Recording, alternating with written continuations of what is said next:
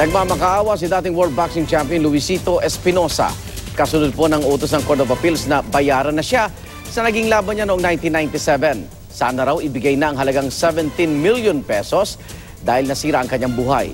Balikan natin ang paghihirap ni Espinosa sa report ng saksing si Chino Trinidad. Matapos ang magiting na 21 taon ay winakasan ni 2 Division World Champion Luisito Lindol Espinosa ang kanyang boxing career noong 2005. Ang malungkot dito ay sa pagsasara ng kanyang career ay wala man lang siyang naipon kahit na panustos man lang para sa kanyang pang-araw-araw na gastusin. Ang mas nakalulungkot pa ay nang hindi siya bayaran ng mga promoter ng kanyang title defense sa Coronadal noong 1997 laban kay Carlos Rios. Lumaban para sa wala. Ganon ang sinapit ni Espinosa na matagumpay namang napanatili ang kanyang WBC featherweight belt. Makalipas ang 10 taon ay dinatna ng GMA News Espinosa sa California na inampon ng isang nagmamalasakit na kababayan. Ang kanyang trabaho, tagasalansa ng mga karton sa isang malaking retail store.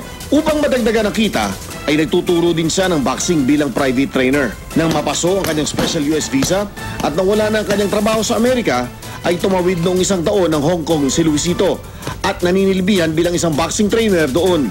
May magandang balita rin naman kahit papaano para sa dating world champion.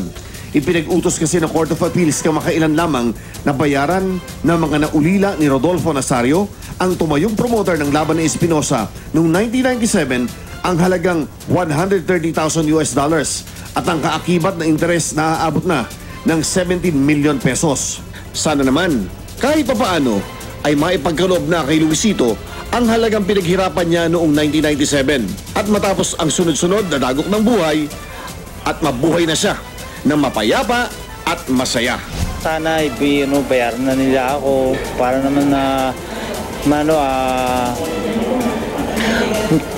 maging maayos na yung buhay ko kasi ako nasira pamilya ko eh. Parang awa nyo na, sorry nyo na. Ibalik nyo naman sa akin yung dating pinaghirapan. Ako si Chino Trinidad, ang inyo, saksi.